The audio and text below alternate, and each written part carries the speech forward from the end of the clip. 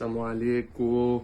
صلوا بينا بقى على النبي وتعالوا نعمل النهاردة طاجن لحمة كده سريع جدا، ومش هياخد منك أي مجهود ولا وقت، وهيطلع معاكي طعمه حكاية والريحة ما اقولكيش. يلا بينا نقول بسم الله. الأول عندنا هنجيب قرن فلفل رومي وهنقطعه كده زي ما انتوا شايفين، وبصلتين تلاتة نفس الكلام. بعد كده بقى هنجيب الطاجن اللي احنا هنسوي فيه، هننزل فيه بنص كيلو من اللحمة مكعبات صغيرة، وعليها طماطمتين مكعبات، وقرن الفلفل، وبصلتين، وانزل بمعلقتين من الصلصة. وبعد كده انزل برشة من الملح ورشة من الفلفل الأسود ورشة من السبع بهارات ورشة من البابريكا ورشة من الزعتر البودر.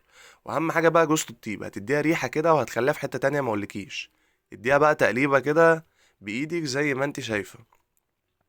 بعد كده بقى مكعبين تلاتة من الزبدة، وورقتين لوري كده على الوش، وأهم حاجة طبعا قرن الفلفل الحامي ده عشان مراتي تهدى. بعد كده بقى هتجيب ورق من الزبدة وهترشيه كده، هتبليه مية السلام وهتغطي بيه، عليكم. وفرنك يكون على 220. ودخلي يا باشا الفرن، هتاخد منك ساعتين وهتطلع خيال، والريحة ما اقولكيش. طبعا احنا نسينا اهم حاجة نحطها، نص كوباية مية، فيا ريت انتوا ما تنسوهاش. جربوها وان شاء الله تعجبكم، وشكرا.